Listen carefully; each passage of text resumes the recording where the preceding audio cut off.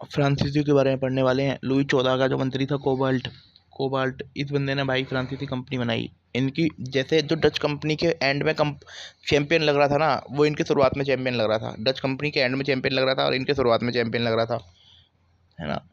और पहला 1667 में 1667 में फ्रांसिस कैरोन की अध्यक्षता में एक दल भारत आया। फ्रांसिस कैरोन की अध्यक्षता में भारत आया। उन्होंने सूरत में 1668 में अपनी कैमी में अपनी फैक्ट्री खोली।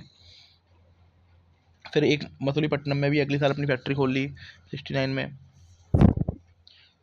और मसूलीपट्टनम और सूरत में फैक्ट्री का जो जिम्मेदारी थी ना, वो फ्रांसिस मार्टिन को दी गई थी। 1672 में क्या हुआ, एडमिरल डे जो गोलकुंडा के शासक था, जो एडमिरल डे ने ना गोलकुंडा के शासक से सैंतोम छीन लिया। देखो, जैसे 1640 में चंद्रगिरी के शासक से उन्होंने मद्रास ले लिया था ना, वैसे एडमिरल डे ने वो सैंटोम छीन लिया गोलकुंडा के शासक से। फिर 1673 में फ्रैंकियो मार्टिन ने तथा लिस्पेन ने वलीकोंडापुरम के राजा से पौंडीचेरी ले लिया। वलीकोंडा का पुरम राजा शेर खान लोधी से इन्होंने ले लिया पौंडीचेरी, है ना। देन तुम्हारा वो कोचिंग के राजा और वो गोलकोंडा के राजा से इन्होंने सैंतोम छीन लिया। और वलीकोंडापुरम लिया था लिस्पिन और एडमिरल डे ने। नहीं, वो फ्रांसिस्को मार्टिन और लिस्पिन ने लिया था पौंडीचेरी को फ्रैंको मार्टिन ने पौंडीचेरी बनाया। उस बंदे ने छीना था, उसने और लिस्पिन ने छीना था शेर खान लोधी से, जो वलीकोंडापुरम का राजा था। और सैंतोम जो लिया था वो एडमिरल डे ने लिया था गोलकोंडा के शासक से। फिर क्या हुआ, डचों ने तुम्हारा ये छीन लिया डचों ने पौंडीचेरी छीन लिया। फिर रेजविक की संधि हुई, जिसमें पौंडीचेरी वापसी मिल गया। देखो, हमने दो संधि अब तक हम पढ़ चुके हैं। एक तो हम पढ़ चुके हैं उसकी संधि, मैड्रिड की संधि 1630 में हुई थी उनके बीच में, पुर्तगाली और अंग्रेजों के बीच में हुई थी। फिर तुम्हारा रेजविक की संधि हुई थी पुर्तगाली और फ्रांस के बीच में, जिसमें इन्हें पौंडीचेरी वापसी मिल गया था। फिर मुगल गवर्नर से इन्हें चंद्रनगर में व्यापार करने की अनुमति मिल गई। 1720 में कंपनी का पुनर्गठन किया। 1721 में कंपनी ने मॉरिशस पर कब्जा कर लिया। 1742 में डुप्ले आया, फ्रांसीसी गवर्नर के रूप में नियुक्ति हुई। 1746 में उसने उसने उस पर कब्जा कर लिया। 1740 में कब्जा कर लिया उसने उस पर, मद्रास पे। अब इसमें हम ज़्यादा नहीं पढ़ेंगे। ये कार्नेटिक युद्ध शुरू हो गए हैं, पर इसमें हमें ज़्यादा नहीं पढ़ना है। इसमें हमें पढ़ना है कि संधि कौन सी हुई थी। पहली बात तो 1740 से हुआ, 1748 तक चला।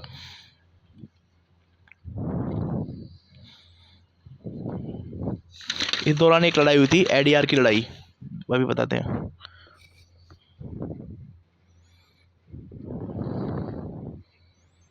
हाँ, आरआर के पास एडीआर की लड़ाई हुई थी, जिसमें अंग्रेजों इसमें इन्हें इन्हें हरा दिया था।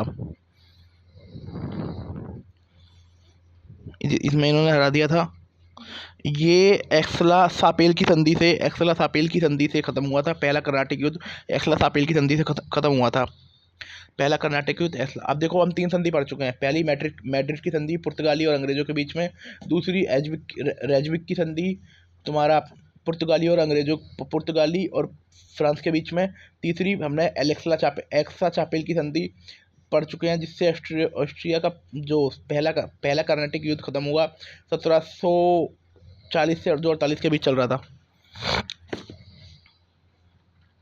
अब द्वितीय कर्नाटक युद्ध।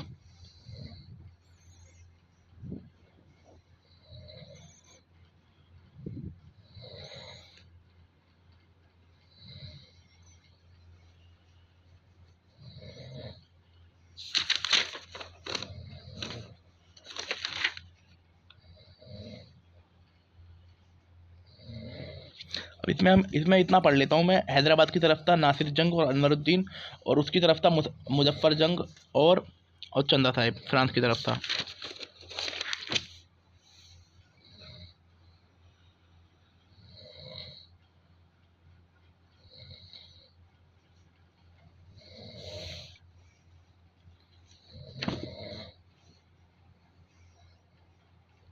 ये जो दूसरा कर्नाटक युद्ध था वो जो ख़त्म हुआ वो पौंडीचेरी की संधि से ख़त्म हुआ।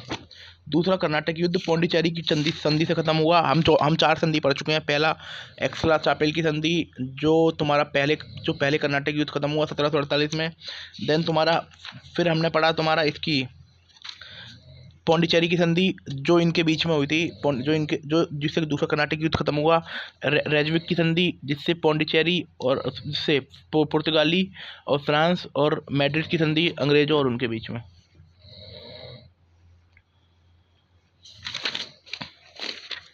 तीसरा कर्नाटक युद्ध पढ़ रहे हैं।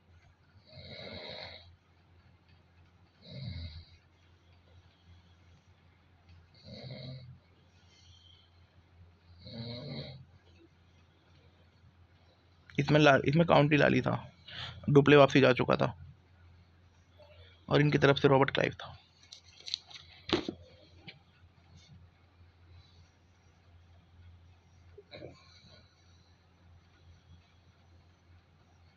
और ये पेरिस की संधि से समाप्त हुआ तीसरा कर्नाटक युद्ध 1763 में। 1763 में ये पेरिस की संधि से समाप्त हुआ। 1758 में शुरू हुआ था, 1763 में। पांच संधि हो गई। 3 तो कर्नाटक युद्ध की, पहले की हो गई एक्स्ट्रा चैपल, दूसरे की पौंडीचेरी, तीसरे की पेरिस। फिर तुम्हारा रेजविक की संधि पौंडीचेरी एंड फ्रांस के बीच में। मैड्रिड की संधि पौंडीचेरी एंड इंग्लिश के बीच में।